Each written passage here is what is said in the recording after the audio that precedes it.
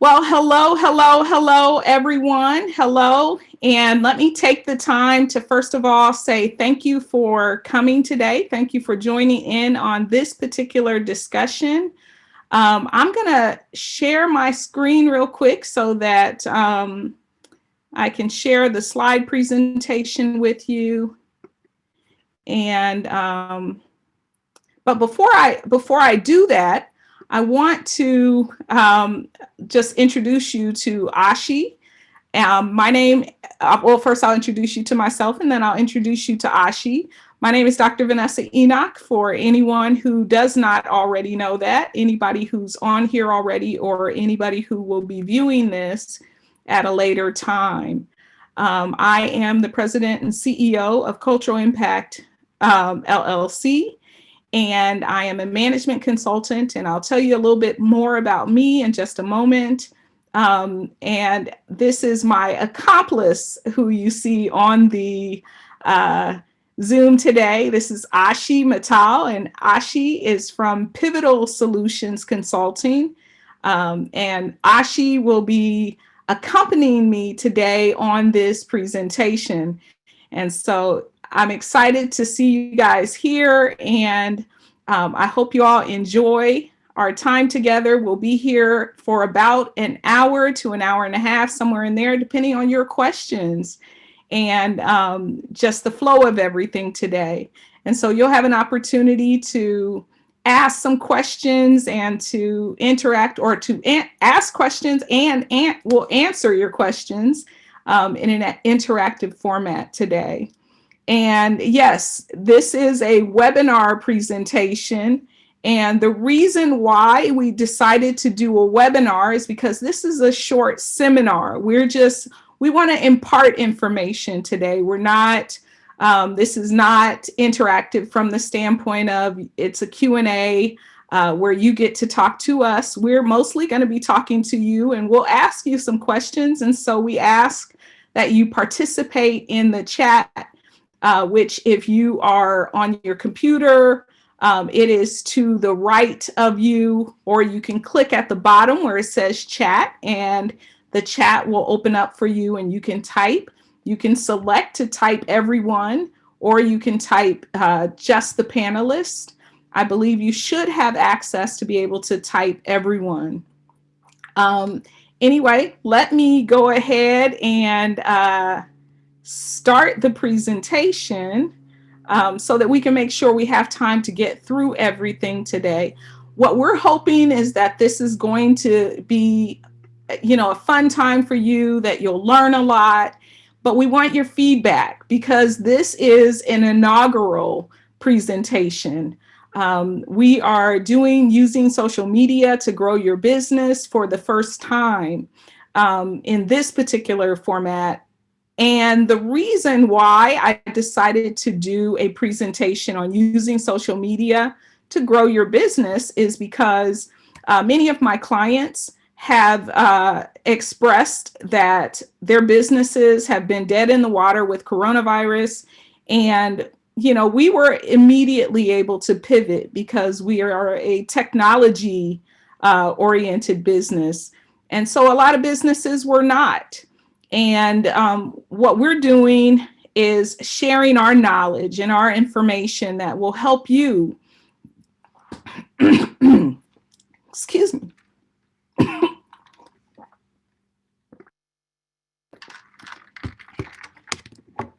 Sorry. That will help you quickly get up to scale and get your business on track.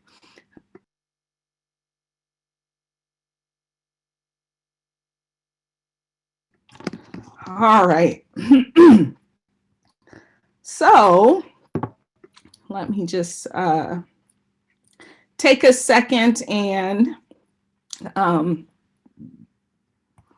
just do a station break for a second for the person who just came in by telephone and you are not on video. I announced just a little bit ago that this is a mostly visual presentation. So for those people who are on phone and not on a computer or a smart device where you can actually see the presentation, you may not get as much out of the presentation as somebody who might have come via a computer or a cell phone, because a lot of what we're doing today will be visual. But it's okay. We will accommodate you in from the standpoint of making sure that we are talking to you and kind of narrating what we're doing so that you too can participate in the discussion. But if you have access to a computer or a smartphone where you can just hit the link and come in via video as well, that's probably going to give you the best user experience today. So let's go ahead and get started with this conversation. And we're talking about today using social media to grow your business. And so for those of you who were on when we first got started, I introduced myself and also Ashi. And I'd like to have Ashi just for a second tell you a little bit about her and her business, and then I'm going to tell you a little bit about me, my business, and then what we hope to accomplish here today. So Ashi, let me go ahead and spotlight your video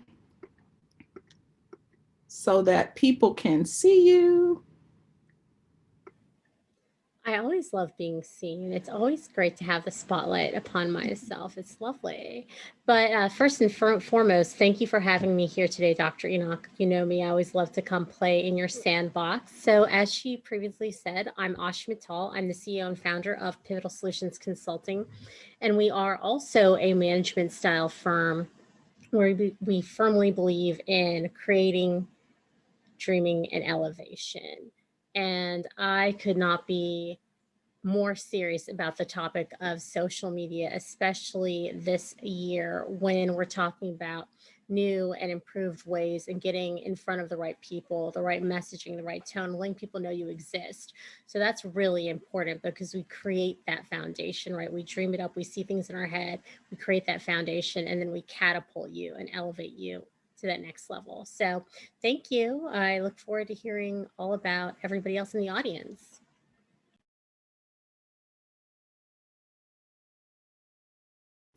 Wonderful, wonderful. Thank you so much, Ashi. And I am Dr. Vanessa Enoch. I am the president, CEO, and founder of Cultural Impact LLC. As I mentioned before, we are a management consulting firm, and we specialize in helping small businesses grow and succeed in the marketplace. In fact, one of the things that we'll be talking about today is disrupting the marketplace, because things quickly change in the business environment. And we know that business owners, when COVID-19 hit, that business owners had to pivot the way that they ordinarily do business and do some very non-traditional things. And for the businesses that were not able to pivot, some of them aren't around anymore. Some of them won't be around anymore. So what we hope to accomplish here today is to help you stay relevant and to make sure that after COVID-19 that you continue to exist as a business, and that we can help you through this process. And if you're a new business, you have not yet started your business, what we hope to help you with is getting you up and going and making sure that once you're in business, that you stay in business. And so that's what we hope to accomplish today.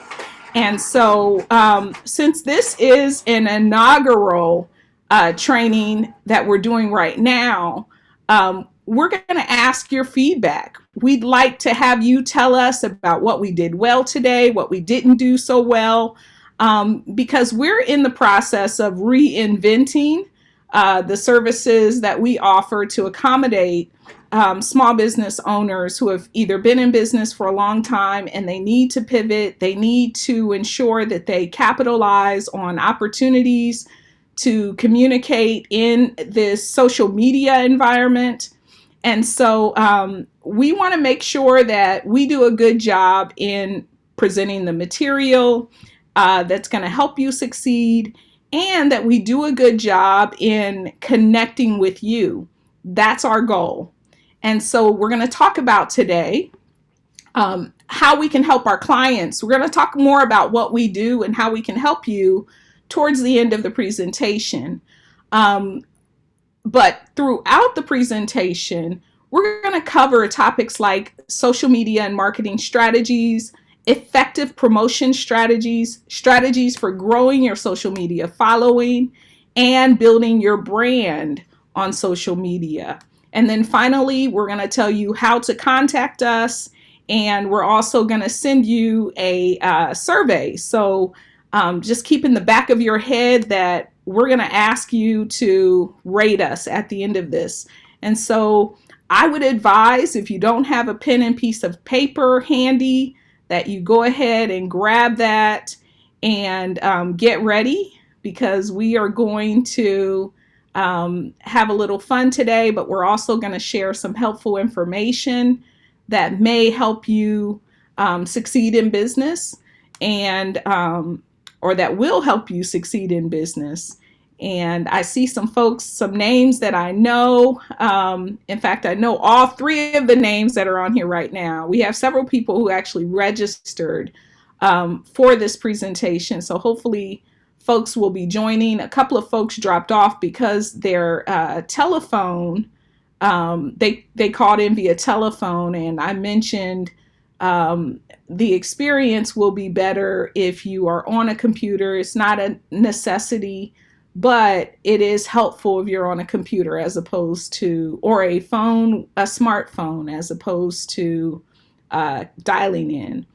And so I'm going to go ahead and get started here and tell you a little bit about who we are from the standpoint of being business owners. So I have been in business for about 21 years. I started my business as Enoch Global Enterprises, and really started my business completely by accident. I had a friend who asked me if I would help their friend in business, and they were struggling with some things in their business. And I came in and gave them some consulting advice. I was working for General Electric at the time. And when I was asked to provide advice, I was thinking, okay, what could I possibly share that would help this business owner with working through the problems and the issues that she was having? To my surprise, being young in business, and I really hadn't even launched the business, but being really young in providing advice to individuals and not really realizing that the skills that I was gaining in corporate America were transferable, I began to advise her on her business. And that was some of you may remember Vernicia Washington. She owned a beauty salon. Well, at the time, Vernicia only owned one location, and she was looking to grow her business. So I began providing her with advice on, what she needed to do to transform her business, to grow her business. And we were able to make a huge difference in the services she was providing. She ended up not moving her business. She ended up opening a second location for her business. Within about 8 months of working with her, she was struggling at first and wasn't really making any money, couldn't figure out why. We looked at her pricing structure. We looked at the people who was working in her business, and assisted her with changing what she was doing and innovating her processes, coming up with some services that would enable her to increase her cash flow, which was a big challenge for her at the time. We created what was called a side service, and that was a non-chemical service, and that she could do in less than an hour. And so we did side service. We implemented side services in her business, which was innovative because people don't like sitting in salons for a long time. And so this particular side service enabled people to be able to come in, get a quick service, get out. And, it was absolutely awesome and wonderful for her business. And then she started referring me to people. So when I lost my job with GE, I was 9 months pregnant with my younger daughter, and I ended up having to be launched directly into doing my business, running my business, because at 9 months pregnant, they don't consider you able to work. And I had to quickly find a way to create income because you can't get unemployment unless you are able to work. And so they didn't consider me able to work. And so I wasn't eligible for unemployment. And so that launched my business completely by accident. I wasn't trying to get into business, wasn't trying to make money or anything of that nature. Um, and so, Ashi, how'd you end up getting in your business?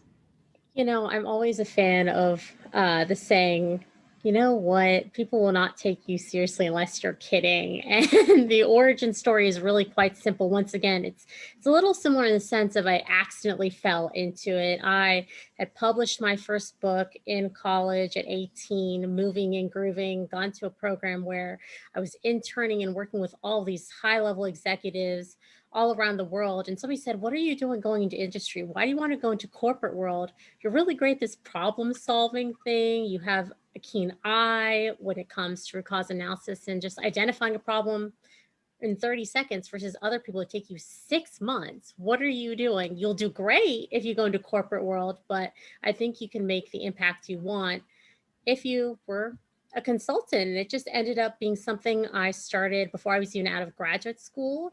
Did it for a while, being an independent contractor consultant. And then I decided to take the deep dive and start my own firm a couple of years ago. And it's been a nice roller coaster ever since, being able to help people succeed.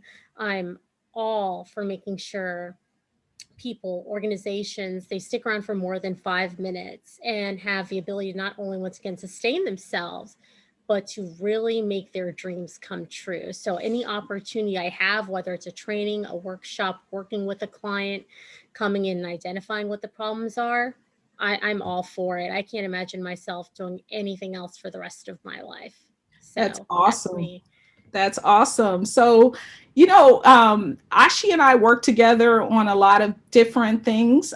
We provide consulting services as two small business owners collaboratively, so that we can have more impact, which is why Ashi is presenting with me today. It is to increase impact. Um, and so, I had an experience I wanted to share with you guys. And so just a couple of days ago on Sunday was Huey's birthday. And Huey happens to be my grand dog. Huey is the dog of my 26-year-old daughter, Michaela. And so we had a big birthday party here. At least we planned a big birthday party here. And what you see in front of you is a picture of Huey. Huey was really disappointed because nobody showed up for his birthday party. And we explained to Huey that there was COVID-19 and, a lot of people aren't coming out. They're making the intelligent decision to stay at home. Well, Huey understood that, okay, to keep people safe, we want them to, avoid crowds. And so, after being really upset over COVID-19, it got me to thinking.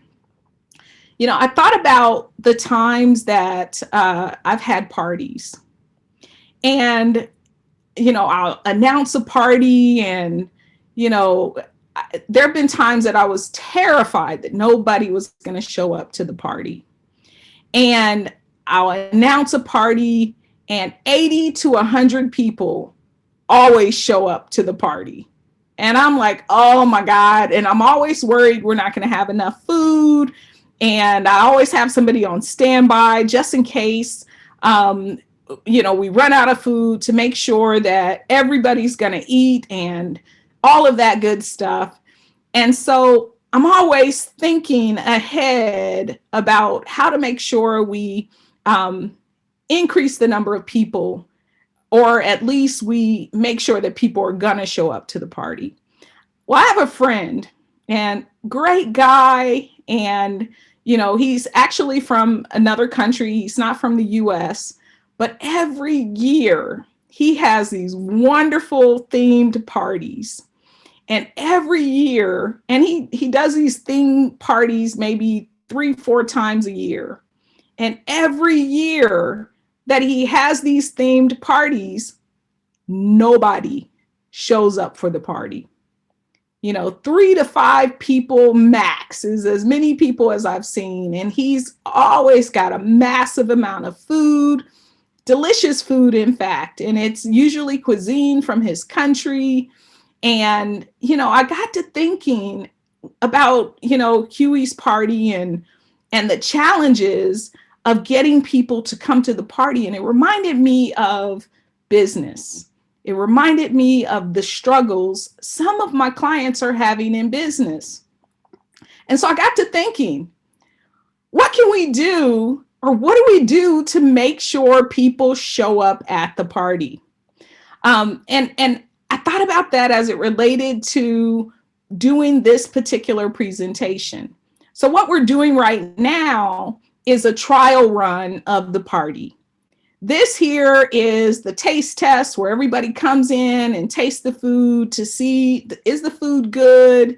How do you like our music? So we're presenting this to you today just to make sure that we get you connected.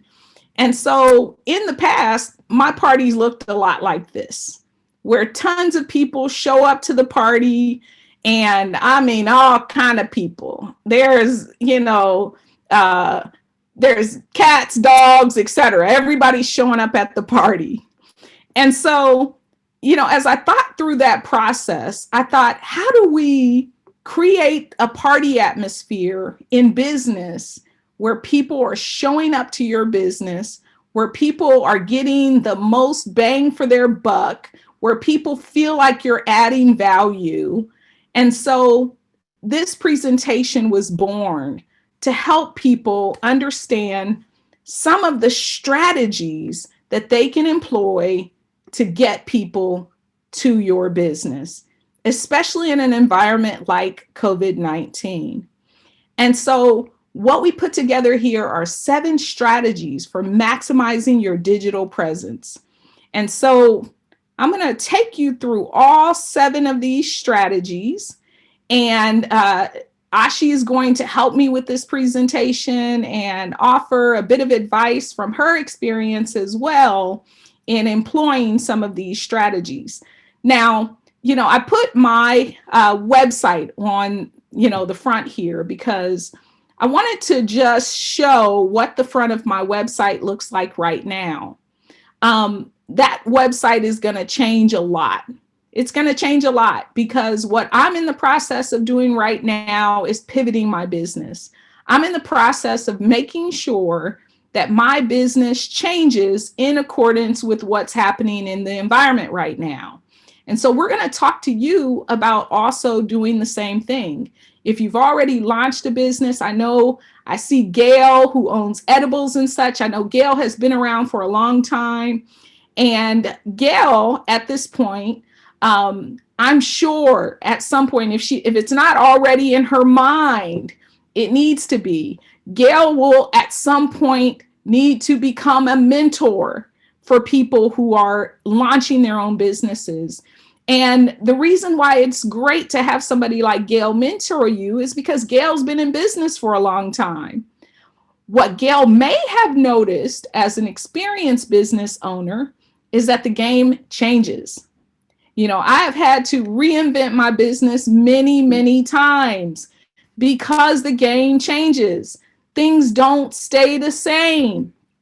And so we're going to talk to you about how to leverage some of those things that people who are new in business learn and that they share with you about, launching their business. And then things that people like Gail, who are experienced business owners, may have discovered along the way, but then you forget these things. You forget what it is that made your business succeed, and how you came in as a business owner and disrupted somebody else's way of doing business. And so we're going to talk about that.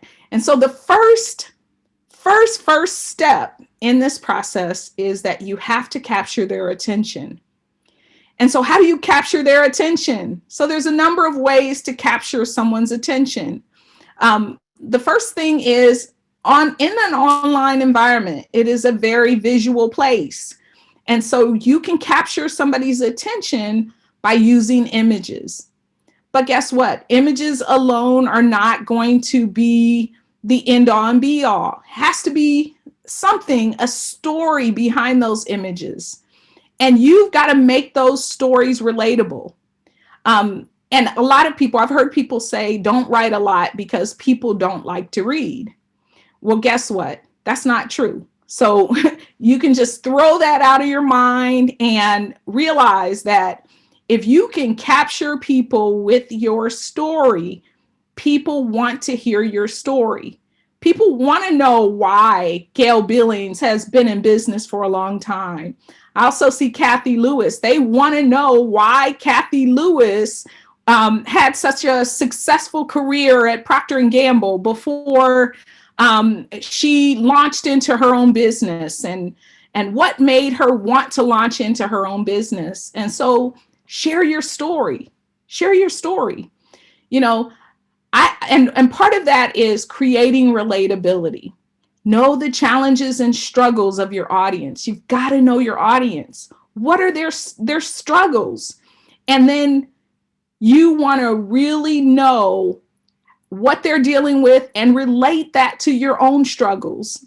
What did you do to overcome whatever it is that they're dealing with? And then work out their challenges through your story. You become the hero in your story. We're going to talk about that a little bit more in a minute. You can also share inspirational messages in your social media.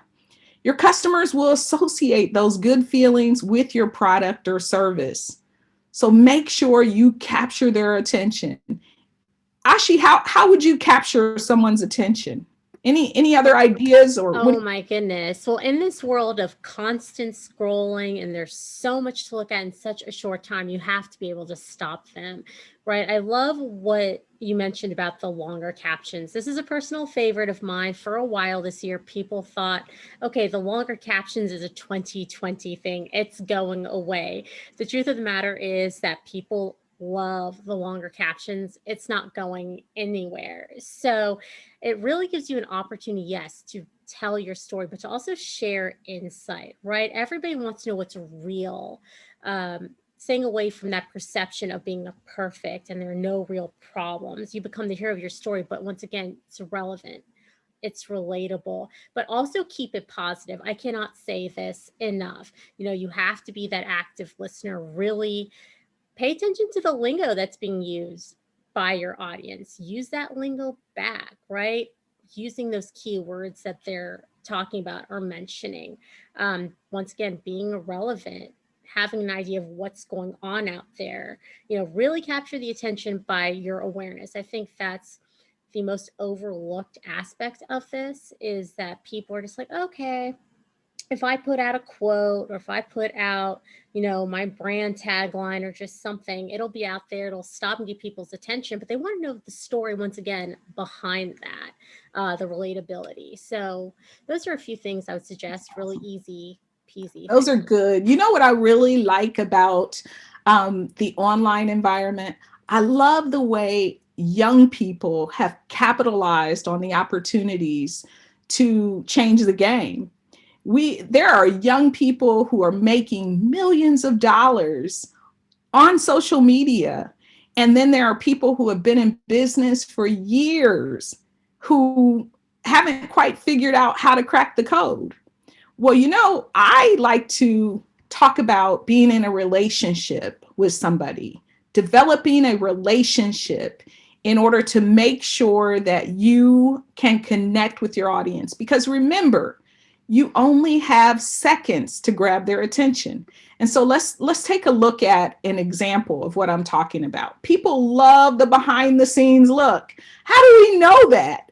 Because how many of us love the reality shows, the Real Housewives of Hollywood, or if you are somebody who loves accessing the internet, then you may also find interest in things like those online on YouTube. What are those stories on YouTube called that people always want to be connected with? My kids love to watch, these families on YouTube, these YouTube influencers. They tell their stories, they take you through their lives, and this stuff is really exciting, really interesting, because people want to know the behind the scenes stuff. They want to know what you do, how you do it, and they want to take interest in your story. This is one way you develop a relationship with them.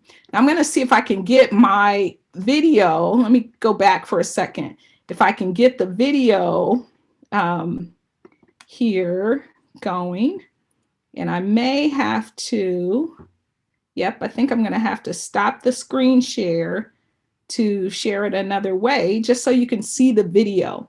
So the video that I'm going to share with you right now is a video that is on ALC's page. Anybody know who ALC is? Who's ALC? Somebody type in the chat who ALC is. No cheating, Ashi. Don't tell anybody. I think we've got some political hacks in the chat.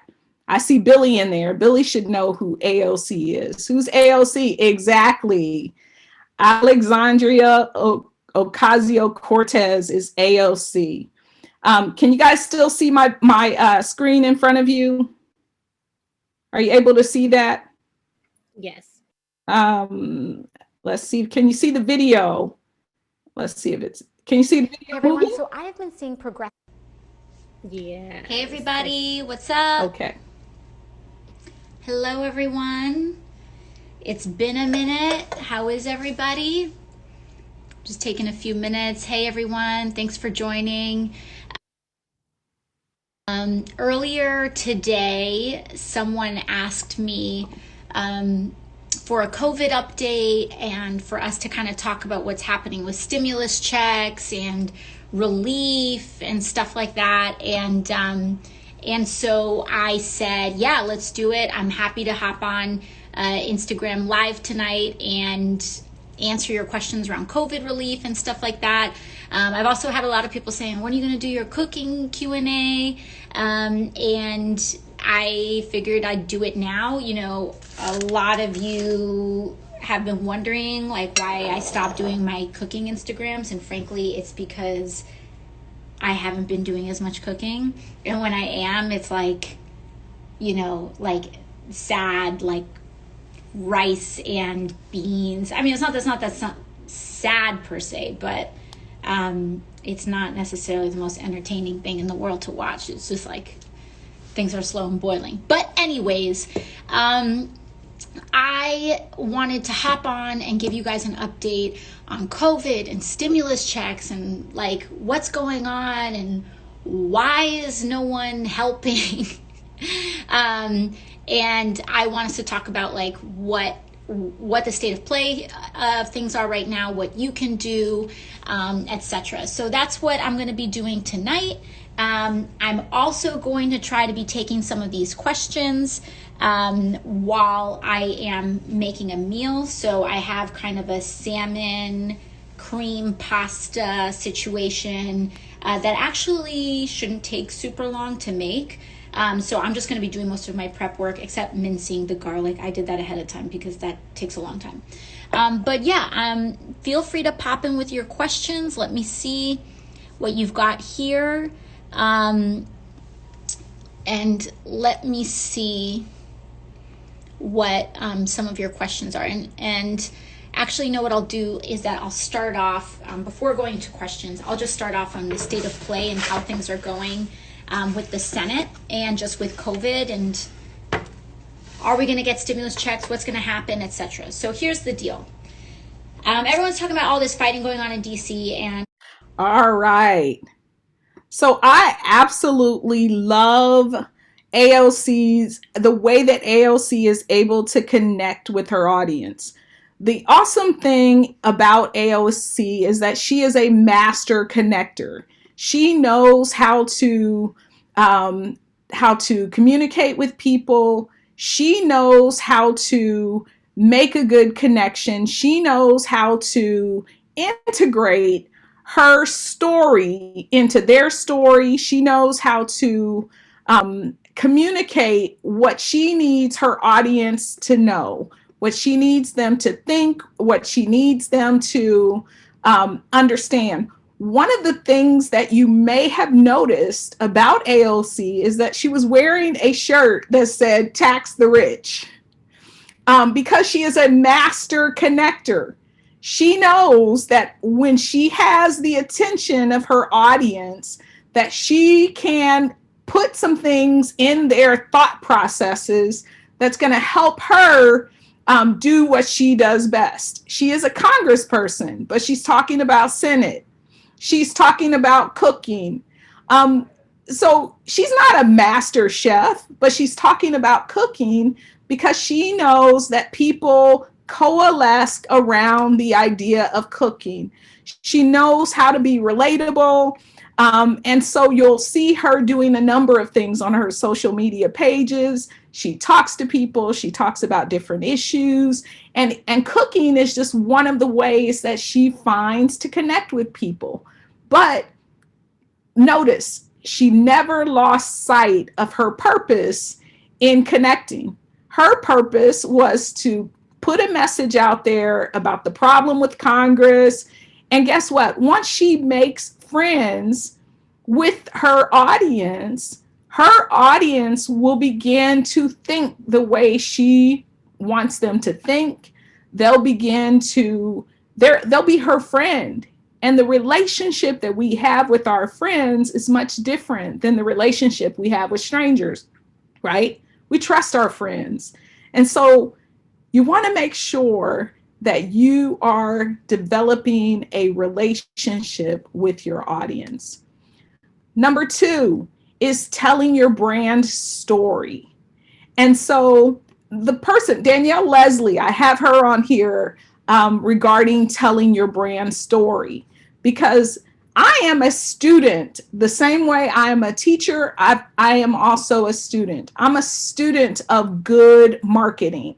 I'm a student of good business concepts. I will never, ever stop being a student, because when you stop learning, you stop growing. And so I like to learn from people who do things in a particular way. But the thing about learning what other people do is I don't copy what I learn from other people. I never copy. What I do is I use the knowledge that I learn from other people to innovate.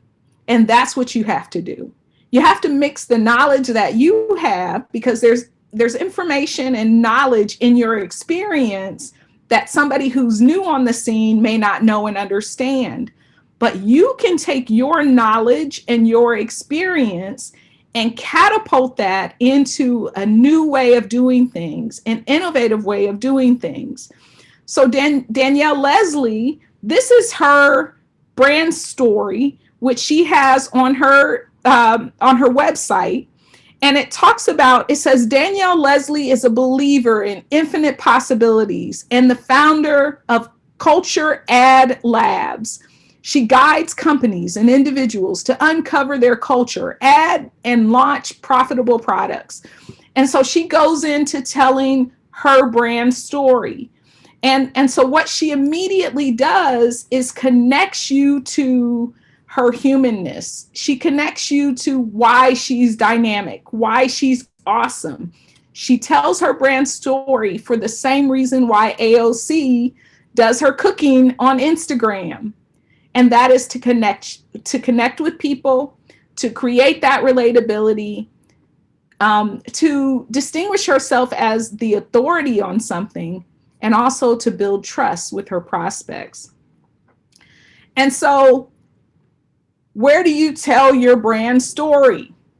And so, there are a number of places where people who are influencers, people who are, master marketers, master networkers, tell their story.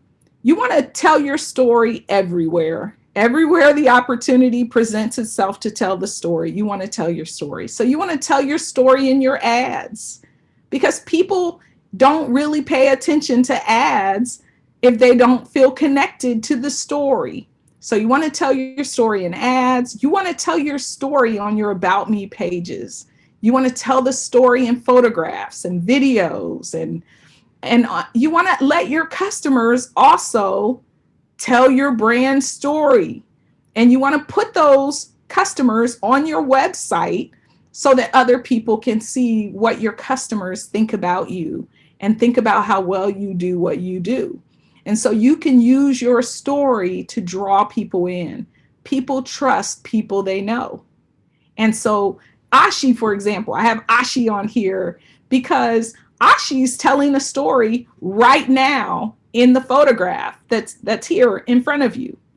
I'm going to tell you my perception. In fact, I'm not even going to tell you my perception. I want to ask you, what do you know about Ashi just by looking at the image of Ashi on your screen, right there on your screen? What do you know about Ashi? Go ahead and type your response in the chat over there. What do you know about Ashi? What does that photo tell you about Ashi? You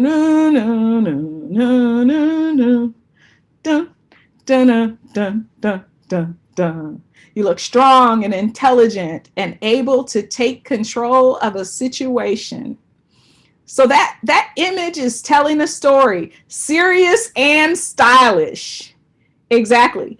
And creative, and Ashi means business, right? She looks confident.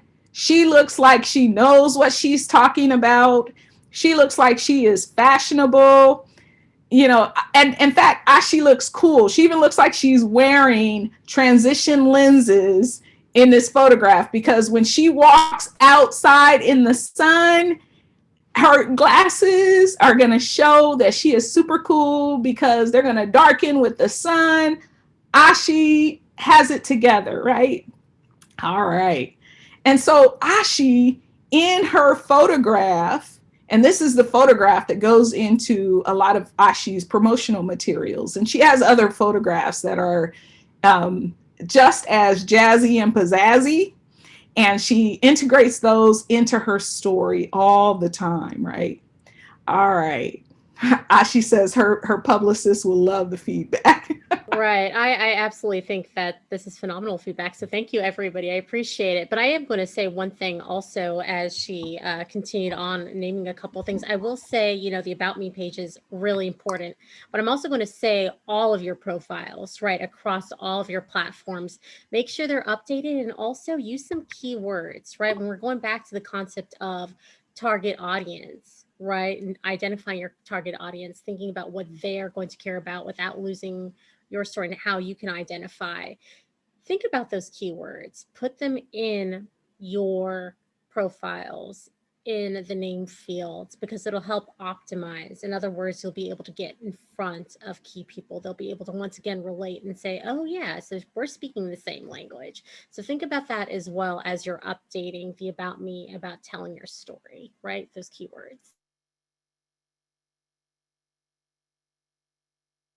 Perfect, perfect, perfect, perfect, Ashi. Okay, so number three, rule number three is know your target market. Any fisherman or woman on the call today? Anybody fish? Are there any fisher people on the call today? Anybody enjoy fishing?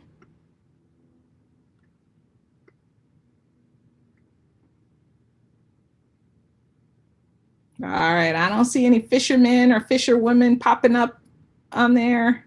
All right. Let me tell you about fishermen or fisherwoman.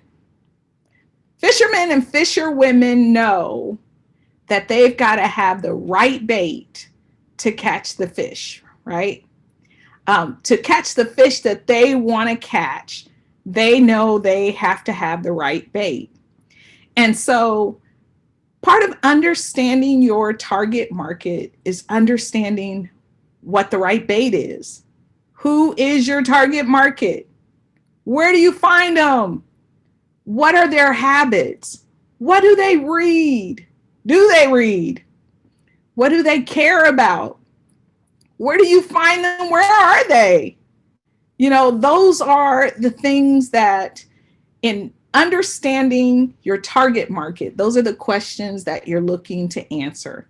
You're looking to figure out who your target market is. And of course, finding out who your target market is goes back to understanding, number one, your brand story. How are you branding yourself? Because once you know who your target market is, then you know how you've got to go about branding because you know what is going to appeal to your target market. And so I'll tell you a little, an interesting story about me. So this year in February, I bought my dream car. And my dream car was a Lexus. Now, once I bought my dream car, it was so uneventful. I thought, man, I need bigger dreams. but at first, after I bought the car, my salesperson, he posted to my Facebook page this photo, and along with the caption that said, prepared especially for Vanessa Enoch. And he talked about the fact that I had bought a car and he sold me the car, etc. And I about crawled under the table. And here's why I almost crawled under the table. Because for me, I didn't like sharing my story. I didn't want anybody to know the backstory. I didn't want anybody to know what a struggle it was for me in business to finally get my dream car.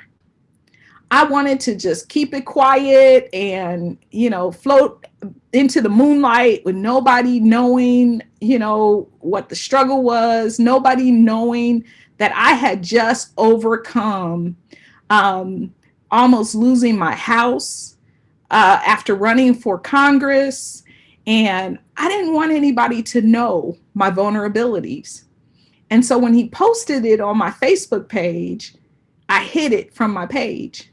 And I'm like, oh no, I don't want people to know that.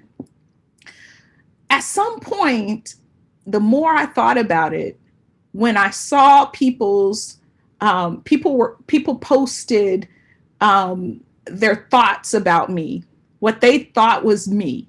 They thought that I was somebody who had lived a life of privilege and who had never had a struggle, who was educated. And so I was always highly paid. I had this successful business, making all kind of money because I didn't share my story. And so finally, I decided to share my story. And I'm going to show you what happened when I shared my story in just a moment. But first of all, you've got to create high value content on your page. And what is high value content? High value content is content that will appeal to the heart and touches the emotions. You've got to connect with people. You've got to let people know that you are human just like they are.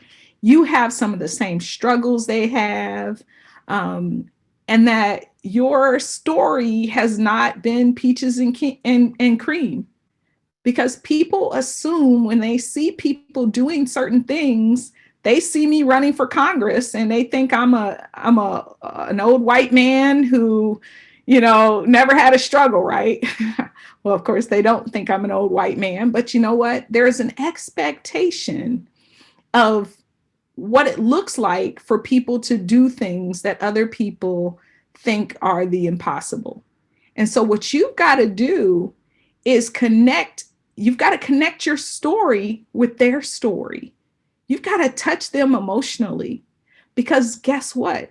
It increases your impact. Once they know that you have been down the road that they're trying to get to, once they know that Gail hasn't always been a master chef and caterer, then they know that they can too get there. Once they know that Gail didn't just, become a wonderful caterer. Well, yes, she did. Even before, in the middle of her career, she decided to go back and actually go to school and to learn about how, to perfect and master the things that she did. How many people are perfectionists on here? If you are a perfectionist, raise your hand. Of course, I can't see your hands. But for everybody that I see some hands. And guess what? When I asked that question, most of you were probably feeling really good about being a perfectionist. But let me tell you why I don't respect perfectionists at all. As a perfectionist, I don't respect perfectionists. I don't respect perfectionists because we never get anything done. I love people who launch out into the deep and they just do. And along the way, they fix everything, they fine tune everything that they didn't do correctly the first time to make sure that they're able to make impact. But some of us, we never accomplish anything because we're always busy trying to make sure it's perfect before we ever launch. But you know what? People who accomplish things, they fix things along the way. Facebook hasn't always been what Facebook is today. It took time for Mark Zuckerberg to get it right. And he's still trying to get it right. It took time to become a master chef, didn't it, Gail? It took time. And Gail has perfected systems and she's perfected her craft.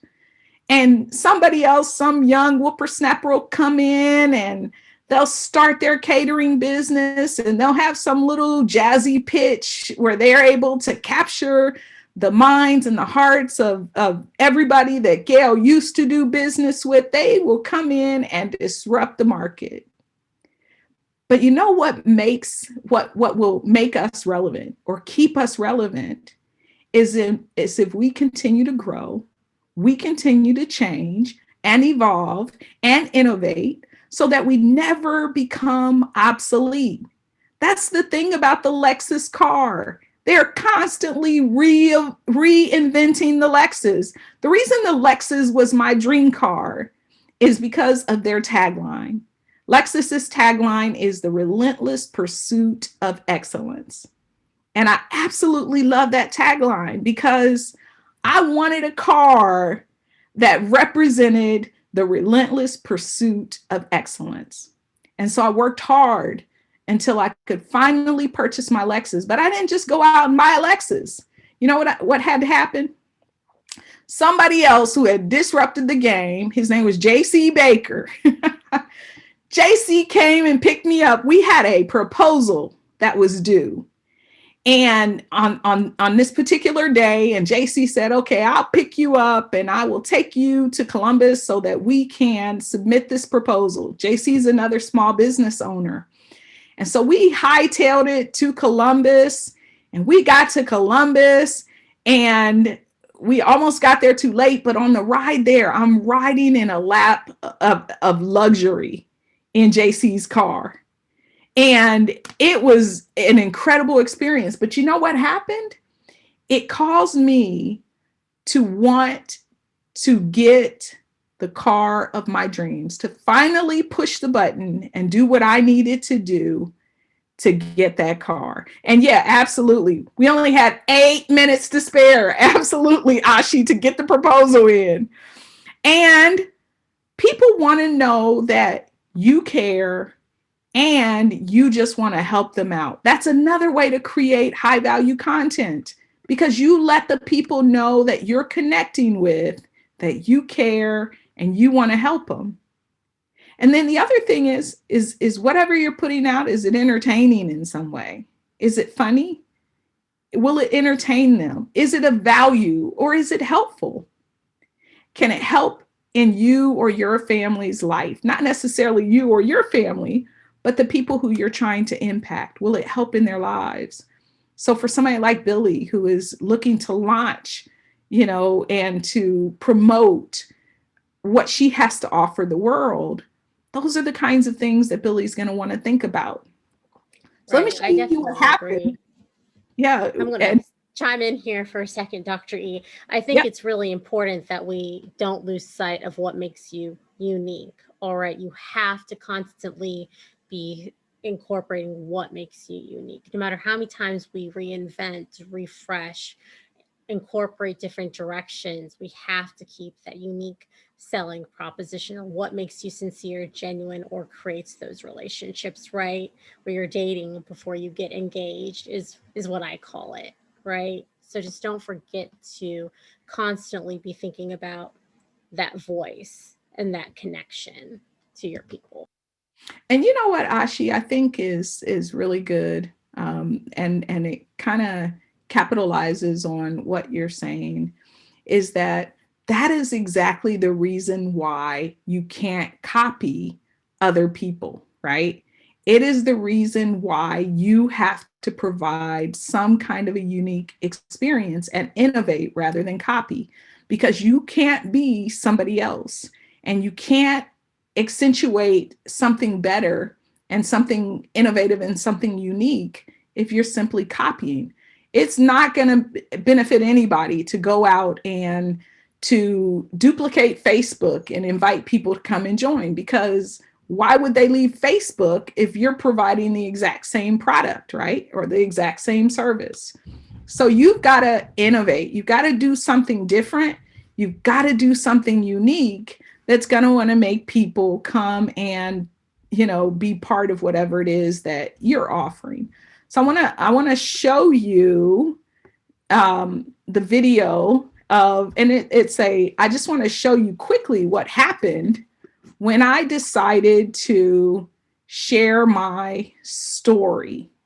And so this is my story. It's a long post alert, and it talks all about what happened, and how I came by my dream post. I mean, my dream car. And so this is directly from my Facebook page. But I want to show you what happened when I connected with people. I connected my story with people that I really didn't want to share. And I very intentionally decided to connect this story because I wanted people to know who I am. So this was a very long post, but people read it just like they'd read a book. And look down here. There were almost 300 likes on this post. 10 people shared it, 251 comments. And guess what? When you engage on social media, that is what tells tells Facebook and tells Instagram that you have content that people want to see or that people are interested in. It's when people comment on your post, when people when people like your posts. That's what tells all of those different Instagram, Facebook, and all of those guys. That is what tells them that people are interested in the product or the service that you're offering, because people will like your post or they'll comment or they'll love it. And so, as an interdisciplinary person, one of the ways that I have found to innovate is I take from a lot of different disciplines, and I bring those disciplines together in my mind, and I create success out of my understanding of various disciplines. And here's an example. So, number 5 is you only have seconds to capture their attention. And so when I captured their attention with my post that talked about my dream car, in fact, the first thing out of my mouth was meet my dream car, meet my dream car. And then I talked about that. And so what I mean when I say that I take from various disciplines to innovate from a consulting standpoint, for example, this is Jerry B. Jenkins on your screen. Jerry is the creator of the Left Behind series. So for anybody who has ever read one of Jerry's books, Jerry's 12-book series, Left Behind, sold 63 million copies. And he was considered a cultural phenomenon after creating the Left Behind series. And so what Jerry talks about is something that I just put here in number 5, and that is capturing the attention of the people who you want to connect with in social media. Jerry, of course, is not talking about social media or connecting the attention of people on social media. Jerry's talking about capturing the attention of people in general. However, Jerry's lesson is one that you can utilize in any context to connect with people. And just so you know, we are about 20 minutes from being finished here, but I want to play this video of Jerry so that you know what Jerry says about capturing attention, because anybody who has sold 63 million copies of anything is somebody who I think we need to be listening to, right? That Jerry has established himself as a master at this thing. And so I love connecting with people who are masters. And so here is Jerry's comment on capturing people's attention. Step number 8 is to write a compelling reader-first opener. Give it the time it deserves, because if you can pull off an important, compelling first line, it will set the tone for your entire book. You probably won't write a more important line than that first one. Now, most first lines fall into one of these categories: surprising, dramatic statement, philosophical, or poetic. I'm not going to give you examples of all of them, but let me just do that for the first 2. Per surprising opening in fiction, George Orwell's 1984 begins, "It was a bright, cold day in April, and the clocks were striking 13. Would that keep you reading? It would me. In nonfiction, Elizabeth Gilbert wrote The Last American Man. Her first line was, "By the time Eustace Conway was 7 years old, he could throw a knife accurately enough to nail a chipmunk to a tree." Now for dramatic statement, I'm sure you've read Toni Morrison's Paradise. Remember that first line? "They shoot the white girl first." That's a dramatic statement. Now let me read you the opener to my work in progress. I'm not putting it in the category of these classics, but here's how I start. "It's your mother," Nicole Berman's father said over the phone. She rose from her desk at the sound of his voice. "What happened?" Hopefully that'll keep you reading. Now, what do I mean by reader first? Every decision. All right.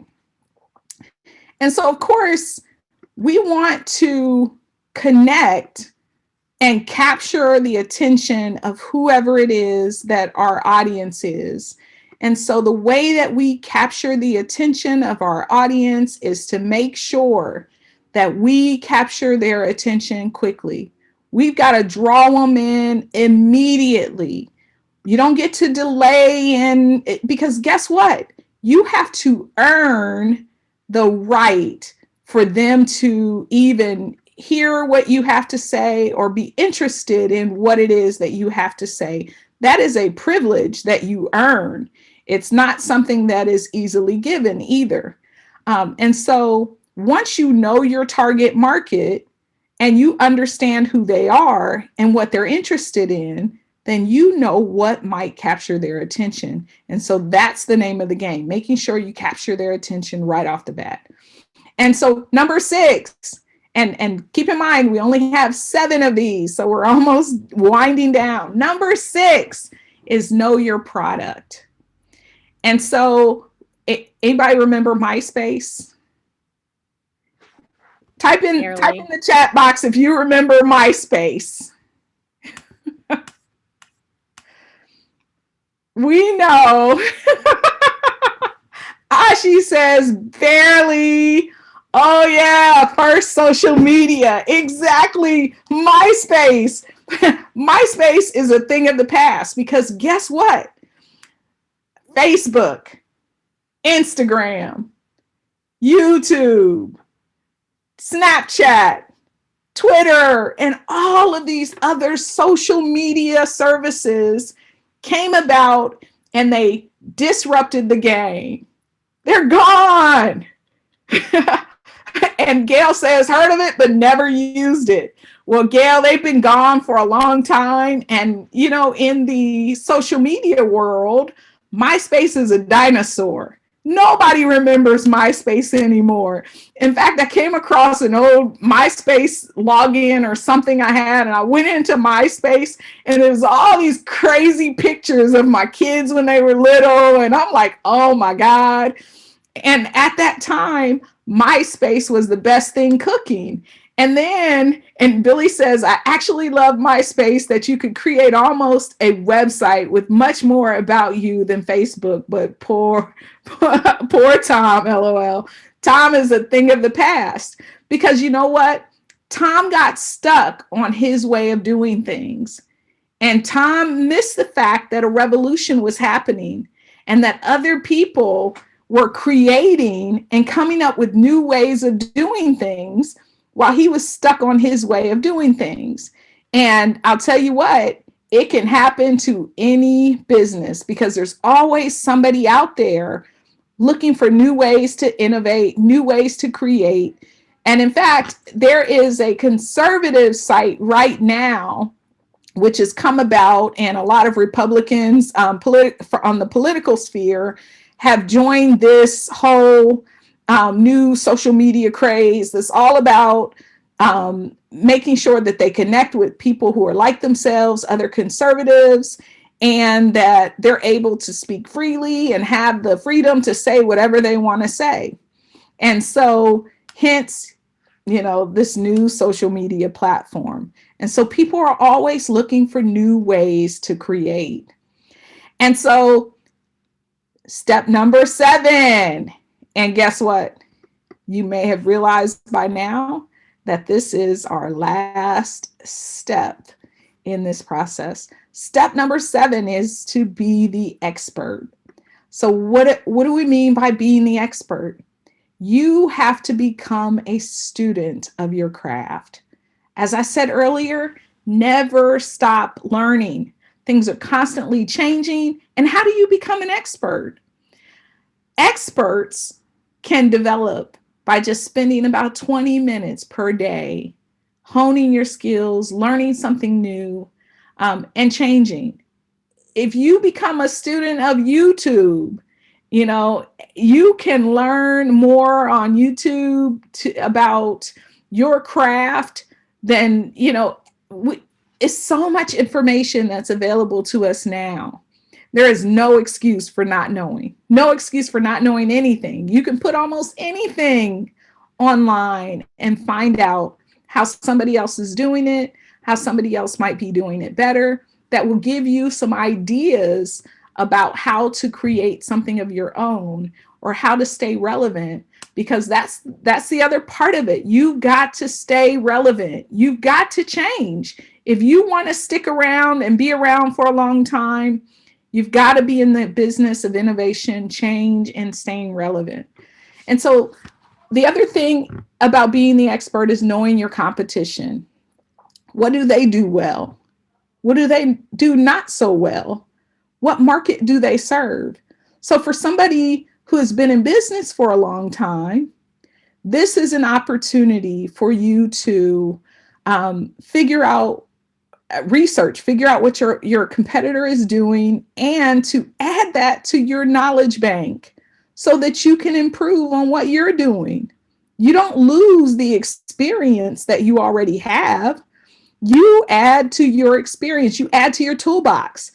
You learn more information about how to become effective and efficient, even if it's just implementing new tools, new productivity and technology tools. These are ways that you can be relevant and to ensure that you are the expert and that you become what the internet calls an influencer.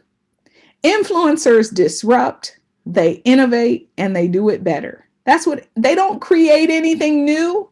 They just learn what they need to do it better. Right. I mean, Any thoughts? Yeah, and go. I'm just, going to say one last thing. And I think it also is incredibly important. We're talking about awareness, what's out there, what's present, what's trending, to throw in a keyword. 74% of consumers expect, they don't just want, they expect the brands that they follow to take a stand on issues. Okay. So once again, the awareness, it's okay to have an opinion. I promise. It's now gone from, oh, is it okay, to being tentative, like, am I allowed to be in the room, to they expect you to have an opinion on what's going on in the world at this point. So don't shy away from having an opinion that fits within your story. Don't shy away from taking a stand on issues, because once again, it humanizes your brand. It increases your brand loyalty and the awareness, which will increase your following. I mean, within that community, right? We're building a community. So don't shy away from tapping into influencers, direct messaging them, even something that we like to call micro influencers as well, which is a group of people who are doing the same thing, just very specific within business, within branding, and they're working their way up, but they're choosing specific niches, all right, through their diversification. So once again, don't be afraid to speak your mind. And I like that, Ashi, because I think it goes back to what I was saying about making sure that you're staying relevant by learning something new and by not being afraid to accept that you don't know everything, right? And that there are some things that um, other people have learned along the way that you may be able to benefit from, right? And so what I've learned is that things have changed in the business realm. And for people who don't learn that little lesson about change and about how quickly things have changed, those are the people who quickly become irrelevant. Because when the game changes, if you're not part of the changing game, then you're obsolete. I was telling my kids the other day, I've always been a techie, and we just happened, me and my older daughter just happened to get on in a conversation about my favorite toy when I was a kid. She says, so, what was your favorite toy when you were a kid? And I said, I almost threw my little sister out the window because she messed with my Merlin. In fact, she threatened to throw Merlin out the window. And Merlin was the little electronic toy at that time. And I wanted that toy so badly. And I finally got that toy. I was the happiest person on earth. And then my sister, who did not appreciate, how much I cared about that toy. Well, she did appreciate it. That's why she threatened to throw the Merlin out the window, because she knew how much I cared about it. And so I was going to throw my little sister out the window. She had to go because she did not respect my Merlin and she didn't understand how much it meant to me. And I laugh about that because the whole purpose for my daughter asking that question is because she knows I'm a techie. And her assumption was, as a techie, you probably have always been a techie, or just trying to discover whether I was always a techie. And when I shared that story with her, I laughed because, what used to be an innovative toy, when Merlin came out, it was innovative. It was an electronic toy and it worked by lights and it was a little gadget thing. But what used to be an innovative toy ended up being obsolete. That toy that I valued so much back then, it came a time that toy was, it was nothing compared to some of the toys that are out there now. And I think about drones and how excited people get about having a drone. And it took some people a while to adopt the drone and to appreciate the drone. But there were people like me out there, the techies, who were excited about this new toy that was out. And, they got involved and got connected and, started using the drone and all that kind of stuff. Um, and those things change. The drone is the thing today that is, the rave, and everybody wants to have it, or, it might even be the thing of yesterday at this point, because things move so fast, in the technology world, that something that like a drone might be the rave today, but then tomorrow, nobody cares about the drone anymore. And so let me go on to our next slide as we prepare to wind down here. So our business, Cultural Impact, we are recreating ourselves right now as we speak. We are recreating ourselves to be influencers in our space in a way that we've never been before. We are bridging the gap between the old and the new to help bring people along who have been in the old and who need to transform to stay relevant, whether it's because of COVID-19 or simply because you don't know how to connect in this type of an environment. We are also recreating ourselves so that we can utilize our innovativeness and help businesses and individuals capitalize on opportunities to be innovative. We teach and train people to be innovative and to think outside of the box, and moreover, to be strategic. And so, how can we help you grow your reach on social media? By taking the advice that we have shared with you today, you can do a lot with the advice that we've given you. You can recreate your whole social media presence with just the information that we've given you today about growing your social media, about becoming more impactful on social media. But we can also help you establish and grow your social media network. And I want to emphasize quality and not quantity. If you've got 3 million followers on your Twitter account and you can't convert those followers to people who will buy your goods and services, then it has been for naught, right? So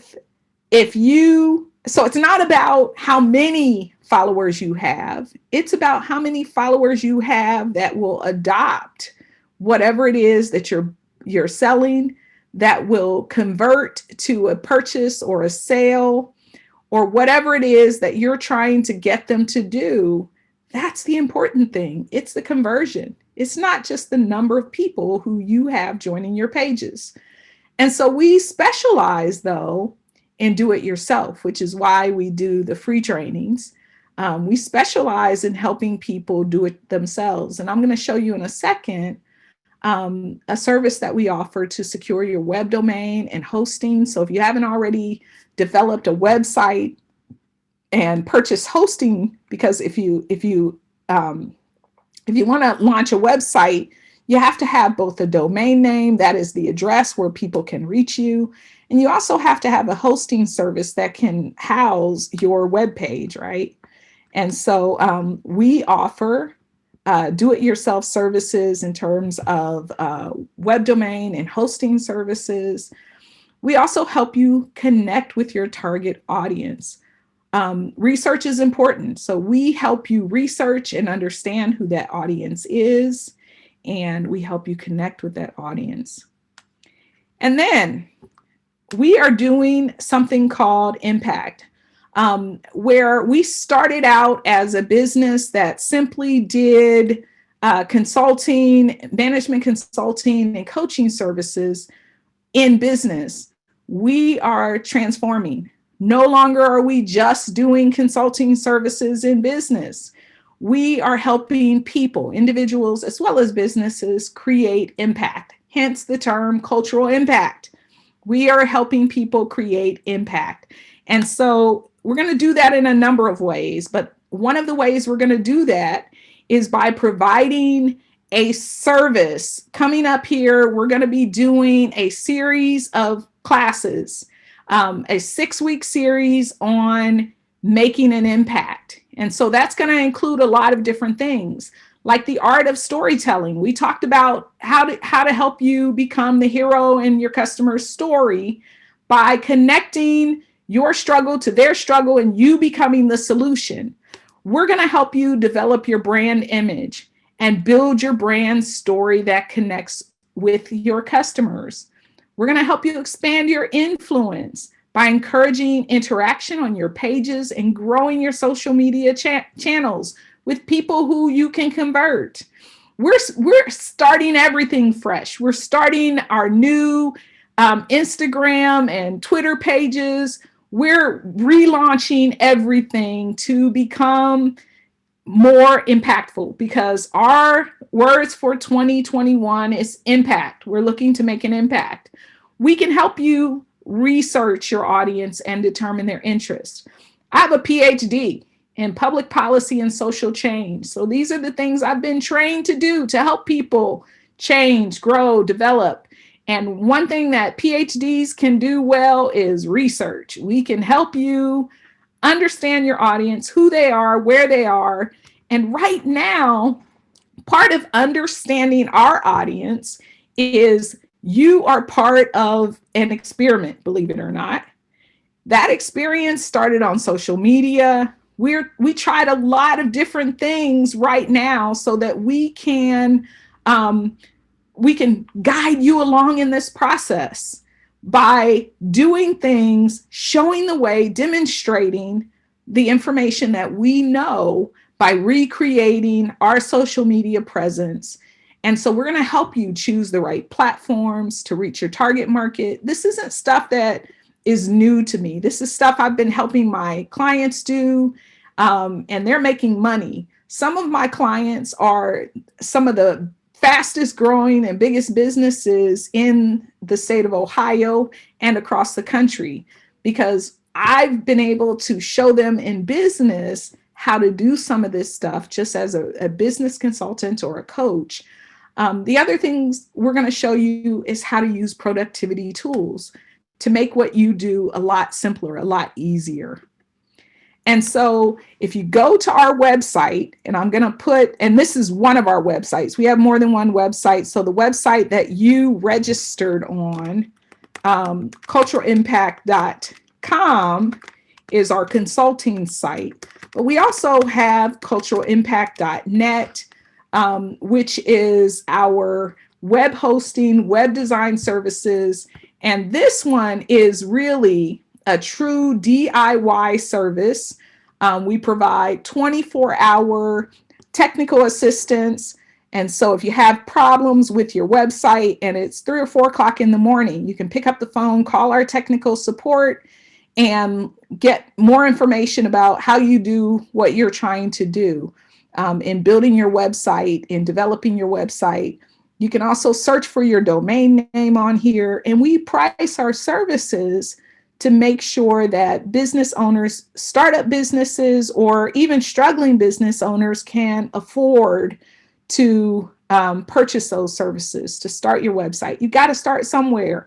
And in order to do some of this stuff that we're going to teach you how to do and convert, we're going to show you how to use your website as a tool to develop your marketing strategy. And so you can go and get signed up and go through that process. And like I said, you can also purchase Office 365 on our website. So if you don't have Microsoft Office, you don't have Excel, PowerPoint, Word, or any of those kinds of things on your new computer, you can go out and purchase those things. One of the things we've been helping clients do here recently is securing funding for businesses that have been in business for a while. If you are a business and you have been around for a while and you are impacted by COVID-19, a lot of companies are putting tools out there and even giving grants and assistance in that way to help those businesses survive COVID-19. And so we've helped some of our clients here recently to secure that kind of funding. And we'll be doing a presentation coming up soon on securing funding to help, get you through the tough times or whatever. And also accessing tools that can help you grow and succeed. And so we can also help you write your business story if you are a startup organization. And so starting a business is not difficult, but staying in business can be a challenge. And so we're going to help you start up, and we're going to also help you stay in business. And so we're going to do a startup class to help, not even a startup class, just one seminar to help people get up and going. But that seminar is going to come with help on, we're actually going to register your business and make sure you have everything you need to start a bank account. And we're going to do that for $199. So if you've been waiting to get started and you're looking for something to kind of push you over the hump, this is what you're looking for right here. $199, and that does not include the registration fees, because it depends on what kind of a business you decide to start. We can help you start a for-profit entity. We can help you start a nonprofit entity.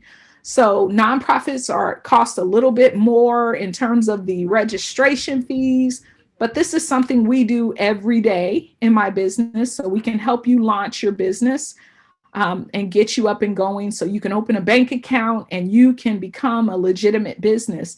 And the importance of that, there are some businesses that weren't able to take advantage of some of that money that was out there to help businesses through COVID-19 because they were not properly registered with the government system. And we can help register you in any state in the United States, across this entire country. We can help you get up and going.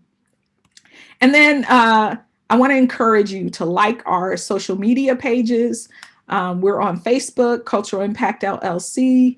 We're on Twitter, but guess what? We started a new Twitter page, and they thought that we were somebody imitating ourselves. And so they shut our new Twitter page down, and we're in the process of getting that going back up, letting them know we're not an imposter. We're really us. But they thought because we already had a Twitter page that we're not really interested in starting again. But I did launch a new Twitter page, a new Instagram page. We've been on Instagram, Facebook, and Twitter for years, and we have a following on all of those pages. But we want to start fresh and new just to show people how quickly you can grow your social media presence. So we're going to do it alongside of them and show them how to do it and how to get more followers and be more impactful. And so we are business and personal coaches. We help with your launch, your growth, your productivity, and your innovation. From start to finish, we can help you become a profitable and effective business entity. And we work with a dedicated group of consultants. I mentioned some of the consultants we work with. Ashi is one of the consultants from Pivotal Solutions Consulting. We also work with JC Baker and Associates, and we have a number of other consultants that help with all kinds of things. And so some of the things that we have coming up here over the next couple of weeks is we're going to be doing impact trainings on self-publishing and promotions. We're going to be having some seminars on making money in real estate, becoming a music mogul, because we understand that people have all kinds of ideas that they want to get involved with or they want to start. And so we want to help people launch, but not just launch. We want to help people make an impact. That's what our business specializes in. That's what we do. And we want to make sure that people like you and businesses like you have the opportunity to make an impact. And so I don't think this is going to work, but I want to stop the presentation just for well, it's over. The presentation's done. I have our contact information on here. For anybody who does not know how to contact my business, you can contact us by mail. You can contact us by telephone, 513-525-6259, or you can go to our website and there are contact forms right there on the web. I'm going to type in our web address for you. And then I'm going to ask you to do something to follow up. So, you know, I'm a college professor as well. And all good college professors know that if you don't give people homework, then they haven't learned a thing, right? So I'm going to give you some homework. So here's your homework. Your homework is to, number one, when you see information about the courses we're offering, that you show up, but that you also share with your friends, let them know about this particular training and how helpful it was to you. We want you to share our information. We want you to like our social media pages. We want you to get started on whatever your business idea is. If you haven't already launched, contact us. Go to our culturalimpact.net and secure your web hosting services. I already put the link in there, but I'm going to send you all of this information that is homework for you. And I'm also going to ask you to do something else. I'm going to ask you to fill out the survey, whether you're watching this live right now, or you're watching this at some point in the future. I'm going to ask you to go to our website and fill out the survey that to let us know how we did, and also to let us know what we could do in the future to help you become successful. And that's your homework. And so the last thing I want to ask in the chat is if anybody has any questions about anything we shared here today. And you can put those in the chat. But while we're waiting on you to pose any questions or make any comments, I want to just also, I'm going to put the link for the survey in the in your chat as well. And we're going to send this via email to everybody who was on here today. But as well, we just want to make sure. Ashi, any last words before we check out here? And before we check to see if anybody has any questions or comments? No, I think I'm really excited. I'm sitting here, I'm learning about some of these offerings for the first time myself, and I'm like, oh wow, that's really exciting. Fantastic information, definitely user friendly to get you started. I love that mantra of, you know, not only impact, but you've got to start somewhere. Don't let mental fear, that mental paralysis, that perfectionism stop you. Go out there and get it done. And you know what? So many people say that they're going to do something, and you know, and they drag their feet. They don't do it. I was just telling Ashi this morning that people have been asking me if I would run for the Democratic Party chair for the state of Ohio. And when I was first asked that question, I actually told the people who asked me, I said, no, I'm not interested. And they said, why? I said, because I'm not an old rich white guy. And I know that that's people's expectation of, you know, anybody who steps up for leadership. And it's never been my MO to say, I'm not going to do something because of people's expectation that I don't do it. You know, if it were the case that was who I am, then, I would have never accomplished anything I've accomplished in my life.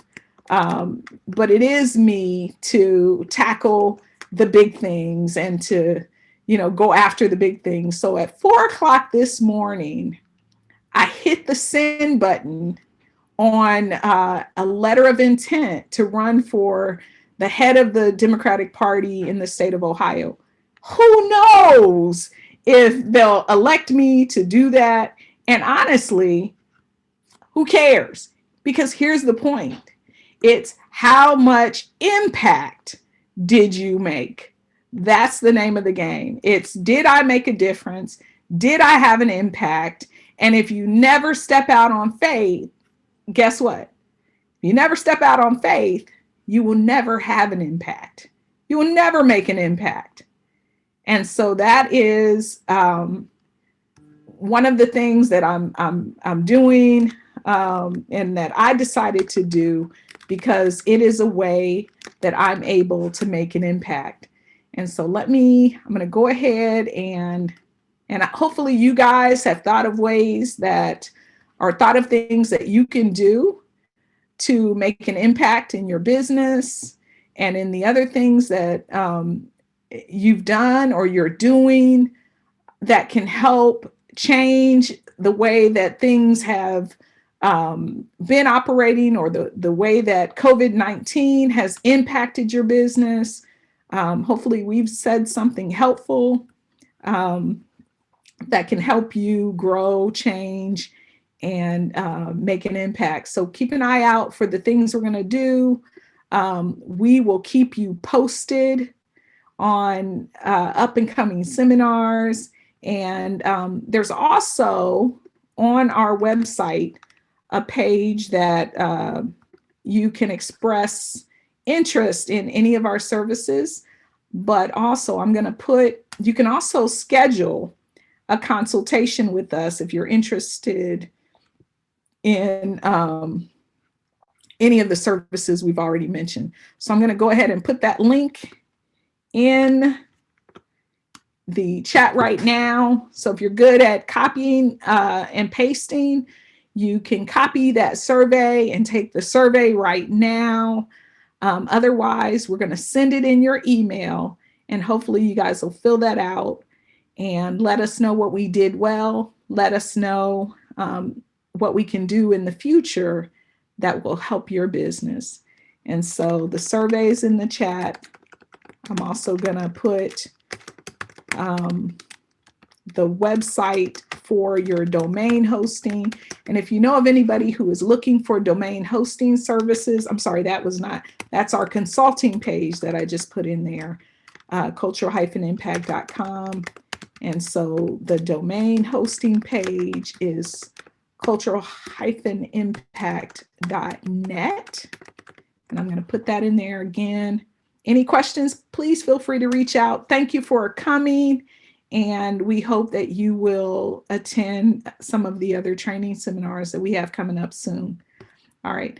You guys have a wonderful rest of your evening. And thank you so much for being part of the conversation tonight.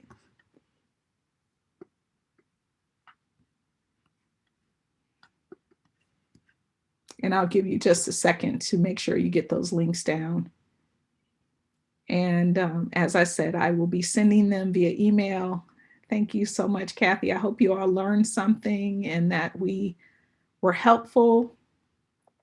The information was helpful, but there's a lot more information where that came from. And so if you decide to connect with us and go through the training, and we haven't scheduled the training dates as of yet.